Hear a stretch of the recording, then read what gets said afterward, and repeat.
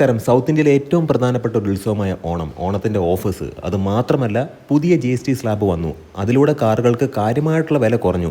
X-showroom price എന്നൊക്കെ പറഞ്ഞിട്ടുണ്ടെങ്കിൽ കാര്യമായിട്ട് കുറഞ്ഞു എന്ന് തന്നെ പറയാം. ചില സെഗ്മെൻറ്റൊക്കെ നമ്മൾ നോക്കുകയാണെന്നുണ്ടെങ്കിൽ ഫോർ എക്സാമ്പിൾ കോമ്പാക്ട് SUV കാറ്റഗറിയിൽ ഡീസൽ വാഹനങ്ങളുടെയൊക്കെ വില നോക്കുകയാണെന്നുണ്ടെങ്കിൽ ലക്ഷത്തിന് മുകളിലേക്ക് അത്രമേൽ ഡ്രോപ്പ് വന്നിട്ടുണ്ട് എക്സ്-ഷോറൂം പ്രൈസിൽ. ഇന്നത്തെ വ്ലോഗിലൂടെ നമ്മൾ ഡിസ്കസ് ചെയ്യാൻ പോകുന്നത് ഇത്തരത്തിലുള്ള പ്രൈസ് ഡ്രോപ്പ് 2025 സെപ്റ്റംബർ മാസം ഓരോ വാഹന നിർമ്മാതാക്കൾക്കും പോസിറ്റീവായിട്ട് തന്നെയാണ് ഭവിച്ചത്. ഇന്നത്തെ വ്ലോഗിലൂടെ നമ്മൾ ഡിസ്കസ് ചെയ്യാൻ പോകുന്നത് 2025 സെപ്റ്റംബർ മാസത്തിൽ ഏറ്റവും കൂടുതൽ വാഹനങ്ങൾ വിറ്റ കാർ ബ്രാൻഡുകളെ കുറിച്ചിട്ടാണ്. 1 മുതൽ 10 വരെ നമ്മൾ റാങ്ക് ചെയ്യാൻ പോവുകയാണ്.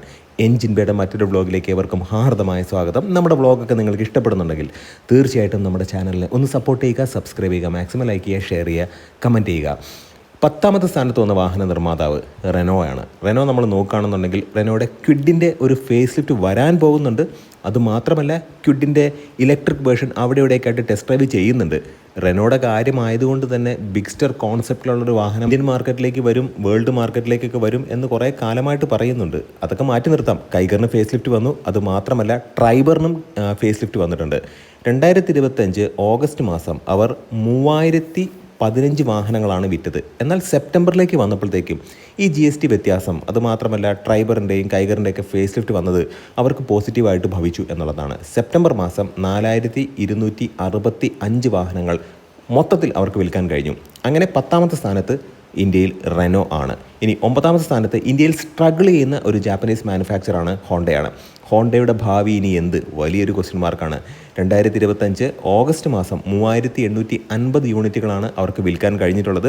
അവരുടെ എലിവേറ്റ് നോക്കുകയാണെന്നുണ്ടെങ്കിലും അമേസ്, അതുമാത്രമല്ല സിറ്റി, കാര്യമായിട്ടുള്ളൊരു ചലനം മാർക്കറ്റിൽ ഉണ്ടാക്കാൻ കഴിയുന്നില്ല. ഈവൻ ദോ ഈ ഇപ്പം ഉണ്ടായിട്ടുള്ള ഒരു GSTയുടെ ഒരു വലിയൊരു ബെനിഫിറ്റ് പോലും ഹോണ്ടയ്ക്ക് മുതലാക്കാൻ കഴിഞ്ഞില്ല എന്നുള്ളതാണ് എൻ്റെ ഒരു പേഴ്സണൽ അഭിപ്രായം. 2025 ഓഗസ്റ്റ് മാസം 3850 യൂണിറ്റുകൾ അവർക്ക് വിൽക്കാൻ കഴിഞ്ഞു.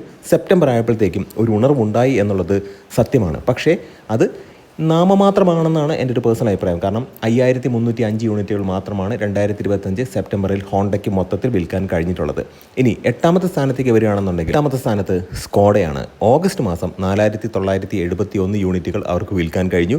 പോസിറ്റീവായിട്ടുള്ളൊരു മാറ്റമാണ്. സെപ്റ്റംബറിലേക്ക് നോക്കുമ്പോഴത്തേക്കും 6636 യൂണിറ്റുകൾ അവർക്ക് ടോട്ടൽ വിൽക്കാൻ കഴിഞ്ഞു. ഇനി 7ാമത്തെ സ്ഥാനത്ത് MG ആണ്. MGക്ക് എന്താണ് സംഭവിച്ചുകൊണ്ടിരിക്കുന്നതെന്ന് ചോദിച്ചാൽ ഇപ്പോൾ ഇലക്ട്രിക് വാഹനങ്ങൾ കൊണ്ട് മാത്രമാണ് MG പിടിച്ചു നിൽക്കുന്നത് എന്നുള്ളത് സത്യമാണ്. 2025 ഓഗസ്റ്റ് മാസം 6578 യൂണിറ്റുകൾ അവർക്ക് വിൽക്കാൻ കഴിഞ്ഞു. സെപ്റ്റംബറിലേക്ക് വന്നപ്പോഴത്തേക്കും ചെറിയൊരു വ്യത്യാസം മാത്രമാണ്. പക്ഷേ പോസിറ്റീവായിട്ടുള്ളൊരു കാര്യം തന്നെയാണ്. ഹൈക്കൊണ്ട് അത് ഉറപ്പാണ്. 6728 യൂണിറ്റിലേക്ക് അത് ഉയർന്നു എന്നുള്ളതാണ്. പക്ഷേ മാർജിനലാണ് ആ ഒരു വ്യത്യാസം എന്ന് പറയുന്നത്. ഇനി 6ാമത്തെ സ്ഥാനത്തേക്ക് വരുമ്പോഴത്തേക്കും കിയ ഇന്ത്യയാണ്. ഇവിടെ കാര്യമായിട്ടുള്ളൊരു വ്യത്യാസം വന്നു എന്നുള്ളതാണ്. ഞാൻ എടുത്തു പറയട്ടെ, കോമ്പാക്ട് SUVകളാണ് പ്രധാനമായിട്ട് കിയയെ സഹായിച്ചത്. കാരണം കോമ്പാക്ട് SUV നമ്മൾ നോക്കുകയാണെന്നുണ്ടെങ്കിൽ സോണറ്റ് ഉണ്ട്, അത് മാത്രമല്ല സിറോസ് ഉണ്ട്. ഇങ്ങനെയുള്ള ഇപ്പോൾ ഈവൻ ഈ സോണറ്റിൽ തന്നെ ഒരുപാട് വേർഷൻസ് അവർ ഇറക്കിയിട്ടുണ്ട്, അല്ലെങ്കിൽ ഒരുപാട് വേരിയൻ്റ് അവർ ഇറക്കിയിട്ടുണ്ട്. ഇതെല്ലാം കാര്യമായിട്ടുള്ളൊരു ബെനിഫിറ്റ് ഉണ്ടാക്കി കൊടുത്തു എന്നുള്ളതാണ്.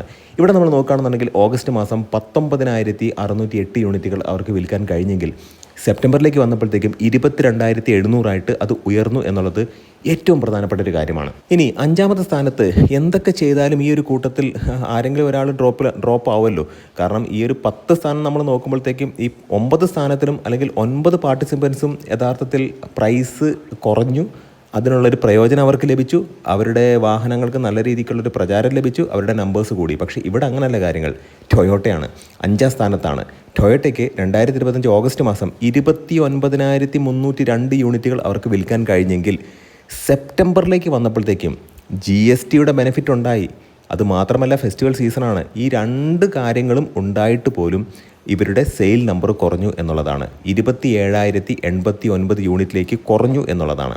ഇനി 4ാമത്തെ സ്ഥാനത്തേക്ക് നമ്മൾ നോക്കുകയാണെന്നുണ്ടെങ്കിൽ ഹ്യുണ്ടായി ആണ്. ഹ്യുണ്ടായുടെ കാര്യം പറയുകയാണെന്നുണ്ടെങ്കിൽ 2ാം സ്ഥാനത്ത് നിന്ന് ഒറ്റയടിക്ക് ഇപ്പോൾ 4ാം സ്ഥാനത്തേക്ക് മാറി എന്നുള്ളതാണ്. ഇവിടെ 2025 ഓഗസ്റ്റ് മാസം 44001 യൂണിറ്റുകൾ അവർക്ക് വിൽക്കാൻ കഴിഞ്ഞെങ്കിൽ GSTയുടെ ബെനിഫിറ്റ്, ഓണം ഓഫർ, ഇതെല്ലാം കൊണ്ട് തന്നെ 2025 സെപ്റ്റംബർ മാസം അവർക്ക് ഒരു ഉയർച്ച ഉണ്ടായി എന്നുള്ളതാണ്. 51547 യൂണിറ്റുകളാണ് അവർക്ക് ടോട്ടൽ വിൽക്കാൻ കഴിഞ്ഞിട്ടുള്ളത്. ഇനി നവംബർ 4 ആകുമ്പോഴത്തേക്കും അവരുടെ വെന്യൂവിൻ്റെ ഒരു ഫേസ് ലിഫ്റ്റ് വരാൻ പോവുകയാണ്. നെക്സ്റ്റ് ജനറേഷൻ എന്ന് പറയാൻ കഴിയില്ല, കാരണം ചേസിസിലും എഞ്ചിനിലും ഒന്നും ഒരു വ്യത്യാസമൊന്നുമില്ല. പക്ഷേ ഒരുപാട് ഫീച്ചറൊക്കെ ആഡ് ചെയ്ത് മികച്ചൊരു വാഹനമായിട്ട് അത് വരാൻ പോവുകയാണ്. വരികയാണ്. അങ്ങനെ നോക്കുമ്പോഴത്തേക്കും വീണ്ടും ഹ്യുണ്ടായി ആദ്യത്തെ ടോപ്പ് 3 വരാനുള്ള സാധ്യതയുണ്ട്. ഇനി 3-ാം സ്ഥാനത്തേക്ക് മഹീന്ദ്രയാണ്. SUV-കൾ മാത്രം നിർമ്മിക്കുന്ന മികച്ചൊരു വാഹന നിർമ്മാതാവാണ്. നമ്മൾ നോക്കുകയാണെന്നുണ്ടെങ്കിൽ ഥാർ 3 ഡോറിൻ്റെ ഒരു അപ്ഡേഷൻ വന്നിട്ടുണ്ട്. അത് മാത്രമല്ല ബൊലേറോയുടെ ഒരു അപ്ഡേഷൻ വന്നു. ബൊലേറോ നിയോ അതൊരു മികച്ച വാഹനമാണ്. നമ്മൾ നോക്കുമ്പോഴത്തേക്കും 1.5 എംഹോക്ക് 75 എന്ന് പറയുന്ന എഞ്ചിനാണ് അതിൽ വരുന്നത്. 100 bhp പവറും 260 Nm ടോർക്കുമാണുള്ളത്. മികച്ചൊരു വാഹനം തന്നെയാണ്. ലാഡ്രോൺ ഫ്രെയിമിലാണ് ആ ഒരു വാഹനം വരുന്നത്. ഏറ്റവും പ്രധാനപ്പെട്ട കാര്യം അത് റിയർ വീൽ ഡ്രൈവാണ്. ഡിഫറൻഷ്യൽ ലോക്ക് കാര്യങ്ങളെല്ലാം ഈ ഒരു വാഹനത്തിൽ വരുന്നുണ്ട്. 9,99,000 രൂപയാണ് ബൊലേറോ നിയോയുടെ N11 എന്ന് പറയുന്ന വേരിയൻറ്റിൻ്റെ എക്സ്-ഷോറൂം പ്രൈസ്. അങ്ങനെ വരുമ്പോഴത്തേക്കും എങ്ങനെ നോക്കിയാലും 11,60,000 രൂപയൊക്കെ ആയിരിക്കും ആ ഒരു വാഹനത്തിൻ്റെ on road price. Mahindra 2025 August മാസം 39,399 യൂണിറ്റുകൾ വിറ്റെങ്കിൽ സെപ്റ്റംബറിലേക്ക് വന്നപ്പോഴത്തേക്കും നല്ലൊരു കുതിച്ചുചാട്ടമുണ്ടായി. 56,233 യൂണിറ്റുകൾ അവർക്ക് വിൽക്കാൻ കഴിഞ്ഞു. അങ്ങനെ അവർ 3-ാം സ്ഥാനത്താണ് ഇപ്പോൾ നിലനിൽക്കുന്നത്. ഇനി 2-ാം സ്ഥാനത്തേക്ക് ടാറ്റ മോട്ടോഴ്സാണ്. ടാറ്റ മോട്ടോഴ്സ് 2025 ഓഗസ്റ്റ് മാസം 41,001 യൂണിറ്റുകൾ അവർക്ക് വിൽക്കാൻ കഴിഞ്ഞു.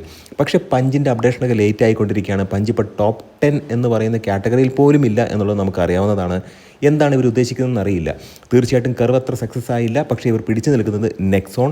ഇപ്പോൾ നിലവിലുള്ള പഞ്ചിന് കാര്യമായിട്ട് സെയിൽ കാര്യങ്ങളൊന്നുമില്ല. അപ്പോൾ പുതിയ ആൾട്രോസ് ഒക്കെ വന്നിട്ടുണ്ട്. അത് മാത്രമല്ല ഹാരിയർ, സഫാരി അങ്ങനെയുള്ള മികച്ച കുറച്ച് വാഹനങ്ങൾ ഇവർക്കുണ്ട്. ബിൽഡ് ക്വാളിറ്റിയും അത് മാത്രമല്ല റിലയബിലിറ്റിയുടെ കാര്യത്തിലേക്ക് നോക്കുകയാണെന്നുണ്ടെങ്കിൽ ഇവരുടെ ചില എഞ്ചിനുകൾ അത്ര റിലയബിൾ അല്ല. പക്ഷേ മികച്ച എഞ്ചിനുകൾ ക്രയോടെക് 170 ഒക്കെ വളരെ മികച്ച എഞ്ചിൻ തന്നെയാണ്.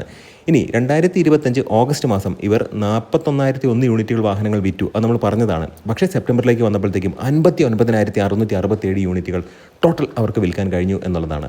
നമ്പർ 1 പൊസിഷനിൽ ഒരു സംശയവുമില്ല, ഒരു ഡൗട്ടുമില്ല. നമുക്കറിയാം മാരുതി സുസുക്കി തന്നെയാണ്. പക്ഷേ ഇവരുടെ ഗ്രോത്ത് നമ്മൾ നോക്കുകയാണെന്നുണ്ടെങ്കിൽ മാർജിനലാണ്.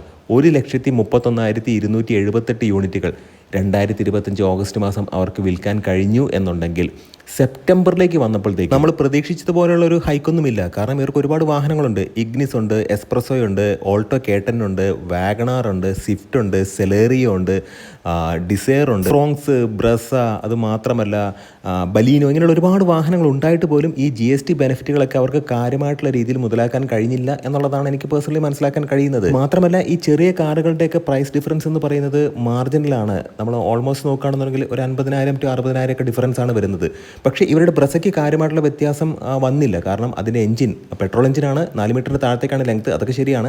പക്ഷേ ഈ ഒരു വാഹനത്തിൻ്റെ എഞ്ചിൻ 1500 cc അല്ലെങ്കിൽ 1.5 ലിറ്റർ ആണ്. അതുകൊണ്ട് തന്നെ ഈ GSTയുടെ ബെനിഫിറ്റ് കാര്യമായിട്ട് ഈ ഒരു വാഹനത്തിന് ലഭിച്ചില്ല. പക്ഷേ മഹീന്ദ്ര, അത് മാത്രമല്ല ടാറ്റ, ഹ്യുണ്ടായി ഇങ്ങനെയുള്ള വാഹന നിർമ്മാതാക്കൾക്ക് അവരുടെ സബ് ഫോർമേറ്റഡ് കാറ്റഗറിയിൽ വരുന്ന കോമ്പാക്ട് SUV-കൾക്ക് കാര്യമായിട്ടുള്ള ബെനിഫിറ്റ് കിട്ടി എന്നുള്ളതാണ്. കിയയും എടുത്തു പറയേണ്ട ഒരു കാര്യം തന്നെയാണ്. പക്ഷേ നമ്മൾ പ്രധാനമായിട്ടും മനസ്സിലാക്കേണ്ടത് അതുകൊണ്ടൊക്കെ തന്നെയാണ് 1,31,278 യൂണിറ്റുകളാണ് ഓഗസ്റ്റിൽ വിറ്റതെങ്കിൽ സെപ്റ്റംബറിലേക്ക് വന്നപ്പോഴത്തേക്കും 1,32,821 യൂണിറ്റുകൾ മാത്രമായിട്ട് അത് ഉയർന്നു. ചെറിയൊരു ഡിഫറൻസ് മാത്രമാണ്. പക്ഷേ നമ്മൾ ബാക്കിയുള്ള വാഹന നിർമ്മാതാക്കളെയൊക്കെ വെച്ച് നോക്കുമ്പോഴത്തേക്കും, ഫോർ എക്സാമ്പിൾ ഇപ്പം മഹീന്ദ്രയുടെ കേസാണെന്നുണ്ടെങ്കിൽ 39,399 നിന്നും ഒറ്റയടിക്ക് 56,233 വന്നു. ഹ്യുണ്ടായി ആണെന്നുണ്ടെങ്കിൽ 44,001 യൂണിറ്റിൽ നിന്നും 51,547 യൂണിറ്റിലേക്ക് വന്നു.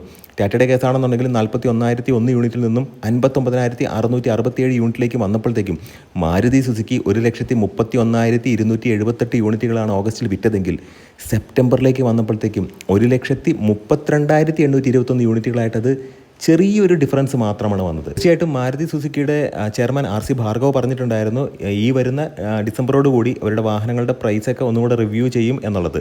തീർച്ചയായിട്ടും ആ ഒരു സമയത്ത് ഈ ഒരു വാഹനങ്ങളുടെയൊക്കെ വില കൂടാനുള്ള സാധ്യതയുണ്ട്. എന്തായാലും ഇപ്പോൾ വാഹനം വാങ്ങാനുള്ള ആളുകൾക്ക് നല്ലൊരു സന്ദർഭവും സമയമൊക്കെയാണ്. നല്ല നല്ല കോണ്ടന്റുകളായിട്ട് നമുക്ക് വീണ്ടും കാണാം. നിങ്ങളുടെ സ്നേഹത്തിനും സപ്പോർട്ടിനും ഒരിക്കൽ കൂടെ നന്ദി.